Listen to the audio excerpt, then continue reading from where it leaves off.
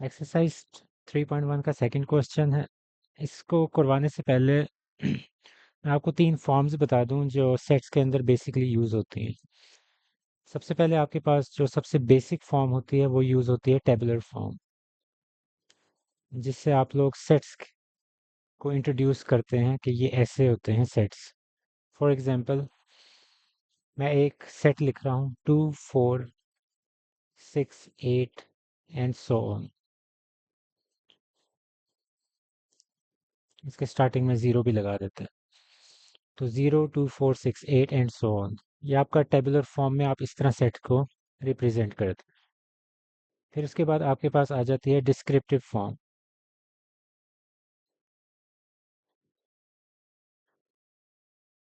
Descriptive form self explanatory है कि आप एक सेट को कैसे बयान करेंगे कि ये सेट क्या है, इसके अंदर क्या चीज़ें पड़ी हुई हैं, कौन से नंबर्स हैं। अब 0 2 4 6 8 ये कौन से नंबर्स होते हैं आपके पास? ये आपके पास इवन नंबर्स हैं। तो आप इसको सिंपल वर्डिंग में लिखेंगे, इस सेट को डिस्क्राइब करेंगे, सेट ऑफ इवन नंबर्स।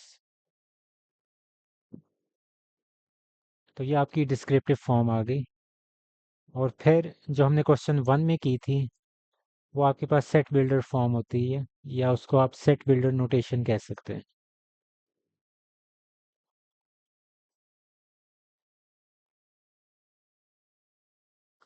तो इस क्वेश्चन के लिए तो बड़ी आसान सी है सेट बिल्डर।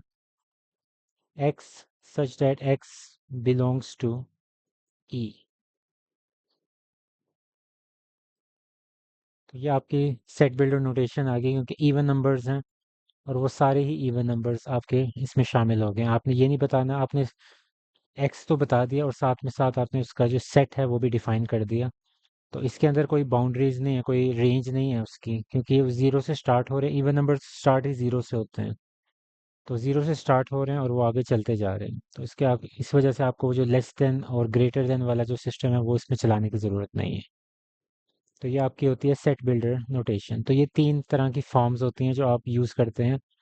तो कभी वो आपको कह सकता है कि टेबुलर फॉर्म से डिस्क्रिप्टिव फॉर्म में ले आएं, कभी वो डिस्क्रिप्टिव फॉर्म से कह देगा सेट बिल्डर नोटेशन में ले आएं, कभी सेट बिल्डर नोटेशन दी होगी आपको, वो कहेगा टेबुलर फॉर्म में ले आएं। तो ये सारे इंटरचेंजेबल होते हैं।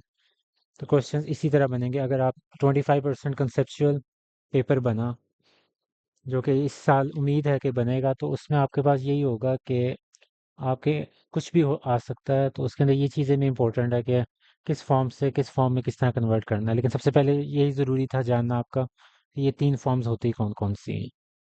जो फर्स्ट पार्ट है, इसके अंदर आपको पता चल गया होगा ये कौन सी फॉर्म है। ये आपकी सेट बिल्डर फॉर्म है जो आपने क्वेश्चन 1 के अंदर कन्वर्ट किया था। तो अब इसको आपने टेबुलर फॉर्म में लिखना है। अब मल्टीपल्स ऑफ थ्री हैं। मल्टीपल्स ऑफ थ्री तो आपको पता है, थ्री का टेबल जो होता है 3 6 9। तो वो तो बात होगी, चले मल्टीपल ऑफ थ्री हो गया। अगली उन्होंने रेंज दी हुई है, कहाँ तक आपने मल्टीपल्स ऑफ थ्री लिखने हैं। X is less than equal to 36, यानी कि 36 शामिल भी होगा, क्योंकि इक्वल का साइन लगा हुआ है, ये शामिल भी है लेकिन उससे थोड़े नंबर्स। तो 36 से एक्सीड आपने नहीं करना जब आप मल्टीपल्स लिखेंगे। तो 3 6 9 12। अब सारे लिखने की ज़रूरत है नहीं टेबुलर फॉर्म में। आप यहाँ क्या करेंगे, आप डॉट डॉट लगा देंगे और आखिरी दो या ये आखिरी एक भी लिख दें तो काफ़ी है। तो यहाँ मैं एक 33 लिखूंगा और उसके बाद 36। तो ये आपका जो टेबुलर फॉर्म है वो कंप्लीट हो गई। थ्री से स्टार्ट किया, मल्टीपल्स ऑफ थ्री थ्री से स्टार्ट होंगे और 36 शामिल भी है और उससे छोटे नंबर्स तक आपने रहने देना। तो 36 और उससे एक छोटा नंबर जो मल्टीपल ऑफ थ्री ही हो, हैं सारे ये मल्टीपल ऑफ थ्री, थ्री का टेबल। अब ये जो आपके पास आर वाला सेट आ गया है, ये आपके पास आर रिप्रेजेंट करता है रियल नंबर्स को। अगर आपने पिछले लेक्चर नहीं लिए होंगे तो आपको ये नहीं पता होगा रियल नंबर्स होते क्या हैं। रियल नंबर्स बेसिकली आप स्टार्ट करते ही एट्थ में हैं या फिर गालिबन नाइन्थ में ही आप स्टार्ट करते हैं। तो रियल नंबर्स की दो टाइप्स होती हैं जो कि हम हमेशा से पढ़ते आ रहे हैं। एक आपके पास होता है रैशनल नंबर्स और एक आपके पास होते हैं इर्रेशनल नंबर्स। तो ये जो हमने पहला चैप्टर किया था उसके अंदर हमने ये सारी डिटेल में पढ़ा था कि रैशनल नंबर्स क्या होते हैं, इरेशनल नंबर्स क्या होते हैं, और फिर रियल के साथ आगे एक इमेजिनरी नंबर्स होते हैं, वो भी हमने डिस्कस किए थे डिटेल में। तो इसके अंदर आपके पास रैशनल नंबर्स में आपको पता है कि क्या चीज़ें आ जाती हैं। फ्रैक्शन की फॉर्म में जो भी नंबर्स होते हैं, डेसिमल की फॉर्म में जो भी नंबर्स होते हैं, वो सारे आपके पास काफ़ी हद तक रैशनल नंबर्स होते हैं। 0.5 हो गया, वो 1/2 हो गया। इरेशनल नंबर्स वो होते हैं जिसका जब आप डेसिमल लेते हैं और जो डेसिमल के बाद होता है आपको कोई पैटर्न नज़र नहीं आता। एक तो नंबर वो नॉन टर्मिनेटिंग होता है और साथ में साथ नॉन रिकरिंग भी होता है। उसके अंदर आपको कोई पैटर्न नज़र नहीं आता, तो वो आपके इरेशनल नंबर होते हैं। जैसे कि स्क्वायर रूट 2 हो गया। अगर इसको कैलकुलेटर में इसका डेसिमल पार्ट देखेंगे कि उसके अंदर आपको डेसिमल के बाद जो नंबर है वो चलता जा रहा होगा, डिजिट्स चलते जा रहे होंगे, उसको हम नॉन टर्मिनेटिंग कहते हैं। फिर उसके साथ साथ वो नॉन रिकरिंग होता है, नॉन रिपीटिंग, यानी कि उसके अंदर आपको पैटर्न नज़र नहीं आएगा। पैटर्न का मतलब क्या है, यानी कि आपके पास 0.123 है, तो उसके बाद 123 पैटर्न ये चलता जा रहा है। तो ये आपको पैटर्न इस इरेशनल नंबर में नज़र नहीं आता। तो ये आपके पास चाहे वो रियल नंबर्स हों, सॉरी रैशनल नंबर्स हों या इरेशनल नंबर्स हों, ओवरऑल कहलाते रियल नंबर्स ही हैं। अब यहाँ आपके पास उन्होंने एक कंडीशन सी दी हुई है, छोटी सी इक्वेशन आपको दी हुई है। तो 2x plus 1 is equal to 0। तो यहाँ से आप x की वैल्यू निकाल लें। x इज इक्वल टू -1/2, ये आ जाएगा। अब -1/2 क्या चीज़ है? रैशनल रैशनल नंबर के अंदर लाई करता है ना। अगर रैशनल नंबर है तो इसका मतलब वो रियल नंबर भी है। तो यानी कि इस सेट से ये वाली वैल्यू बिलोंग करती है। ये लिखने की ज़रूरत नहीं है, ये चीज़ जो जो मैंने लिखी है, ये आप रफ वर्क में कर सकते हैं। लेकिन इसका आपने बेसिकली एक सेट ही लिखना है, और सेट के अंदर सिर्फ एक वैल्यू आएगी जो अभी मैंने लिखी थी, -1/2।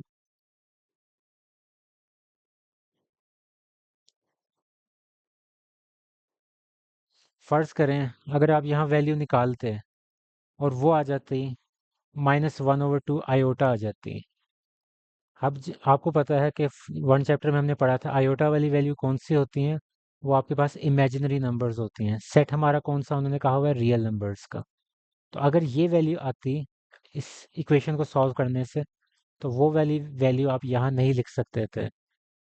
तो इस वजह से उस केस के अंदर फ़र्ज़ करें कि अगर वो ये वाली वैल्यू आ जाती है आपकी सॉल्व करने से, फिर आपका ये सेट एम्प्टी होना था, इसके अंदर आप कुछ भी नहीं लिख सकते थे।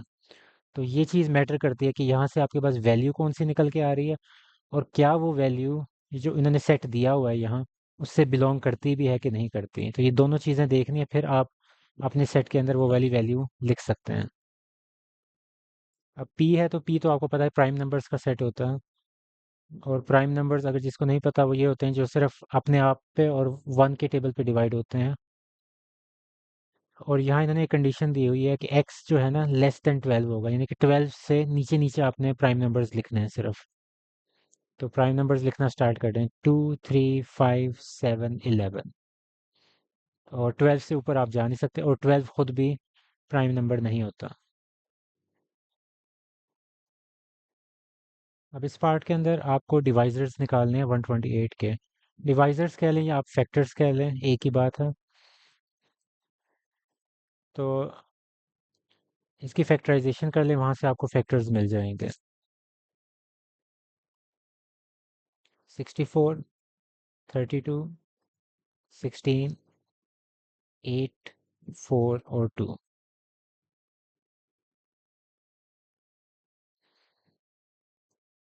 तो यानी कि 128 के फैक्टर्स क्या हो गए। एक तो सबसे पहले इसमें एक चीज़ याद रखनी है, मैं अभी यहाँ रफ में लिख रहा हूँ जो इसके फैक्टर्स होंगे। सबसे पहले 1 तो हर नंबर का फैक्टर होता है।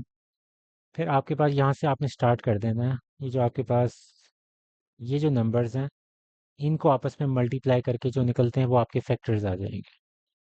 सबसे पहले 2 अकेला, फिर 2 2 ज़ार 4, फिर इनको डबल करते रहें क्योंकि सारे 2 से मल्टीप्लाई होंगे।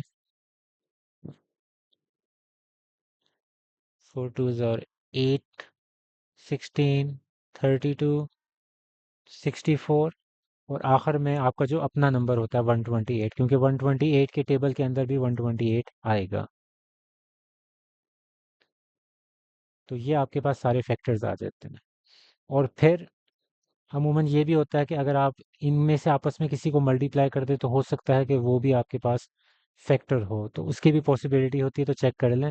लेकिन फ़िलहाल जो मैंने टेस्ट किया उसके हिसाब से यही आपके फैक्टर्स हैं।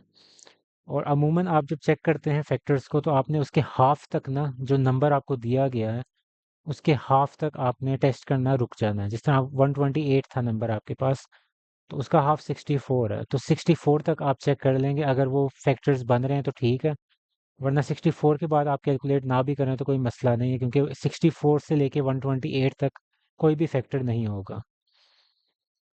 तो ये जो मैंने नंबर्स लिखे हैं इसी को अब मैं लिख दूंगा टेबुलर फॉर्म के अंदर। 1, 2, 4, 8, 16, 32, 64 और 128। क्वेश्चन वन के अंदर हमने इसी तरह के क्वेश्चंस किए थे, और हमने बल्कि ये खुद सेट बिल्डर फॉर्म के अंदर बनाए थे क्वेश्चंस। तो अब आपने इसको दोबारा से टेबुलर फॉर्म में लेके जाना है, तो ये बड़ा आसान काम है। 2 की पावर n है,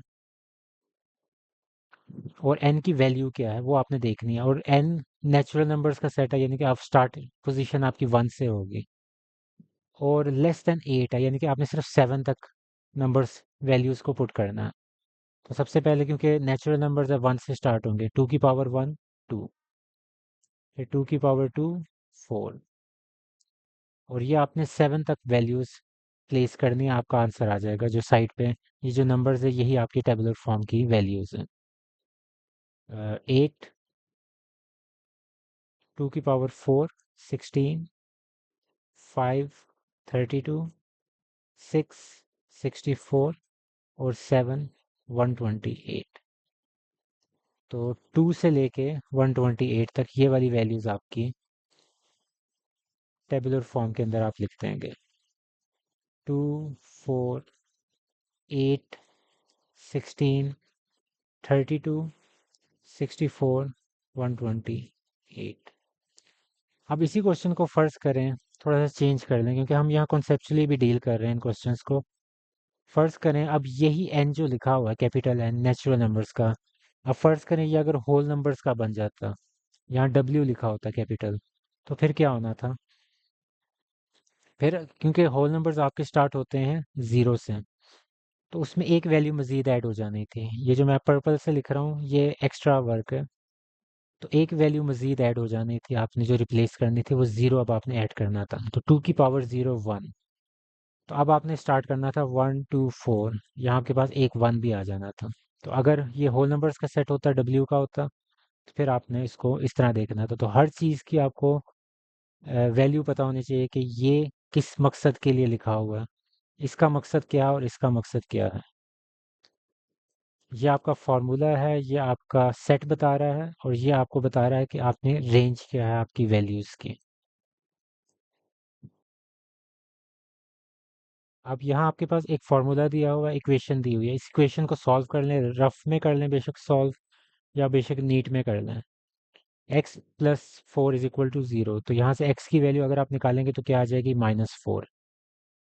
अब अगर आपने गौर से ध्यान नहीं किया, तो आप क्या करेंगे, आप सेट लिखेंगे और उसके अंदर -4 लिख देंगे और इसको क्लोज करके कह देंगे कि ये आपका आंसर है। लेकिन ऐसा हो नहीं सकता। उसकी वजह क्या है कि उसमें आपने एक चीज़ मिस कर दी है कि उन्होंने सेट कौन सा कहा हुआ। सेट आपके पास नेचुरल नंबर्स का सेट है, नेचुरल नंबर्स का सेट ही 1 से स्टार्ट होता है, और उसके अंदर नेगेटिव नंबर्स तो होते ही नहीं है। तो अगर वो नेगेटिव नंबर्स उस सेट के अंदर होते ही नहीं है, तो ये वाली वैल्यू है, ये आप लिख ही नहीं सकते उसके अंदर। तो इस केस के अंदर आपके पास जो सेट होगा वो एम्प्टी आएगा, क्योंकि वो एक ही वैल्यू डिमांड कर रहे हैं कि लिखें। लेकिन उसकी जो लिमिटेशन है नेचुरल नंबर्स की सेट की, वो आपको अलाउ ही नहीं कर सकती कि वो आप नेगेटिव नंबर नेचुरल नंबर्स के सेट के अंदर लिख दें। तो इस वजह से ये वैल्यू आई। आपने चेक किया नेचुरल नंबर्स के सेट के अंदर आती नहीं आती, तो आपका सेट एम्प्टी ही रहेगा। अब ये जो क्वेश्चन है ये बड़ा सिंपल सा है। सेट आपका कौन सा है? नेचुरल नंबर्स का सेट है, 1 से स्टार्ट होंगे। और ये जो इन्होंने लिखा है ये सिर्फ कंफ्यूज करने के लिए लिखा है, क्योंकि ये आपने पहले एक ज़माने में प्रॉपर्टी पढ़ी होगी, रिफ्लेक्सिव।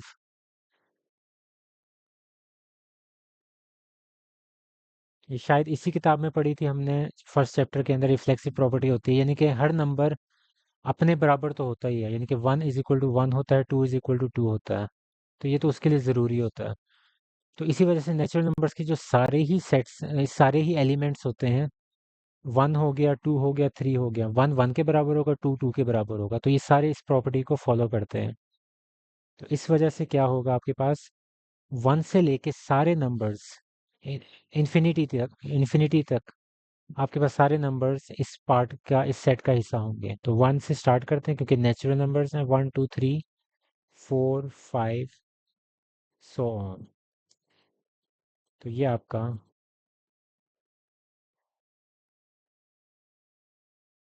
अब ये क्वेश्चन है, सबसे पहले आपके पास एक कंडीशन दी हुई है, 3x+1 = 0।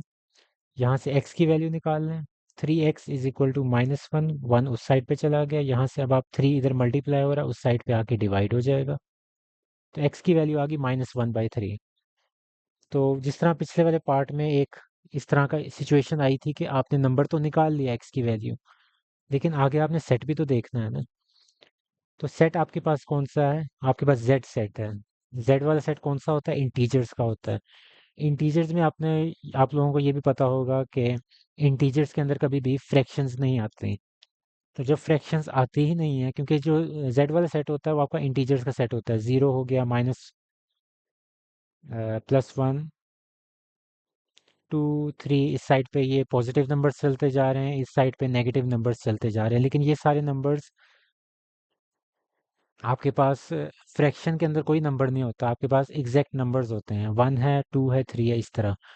तो इसी वजह से -1/3 माइनस की वजह से तो आ सकता है इधर, लेकिन 1/3 आ गया, ये आपके पास बन गया है रैशनल नंबर। तो यहाँ इन्होंने जो सेट दिया हुआ उसके साथ ये बिलोंग नहीं करता। तो इस वजह से आपके पास ये वाला सेट भी एम्प्टी ही रहेगा।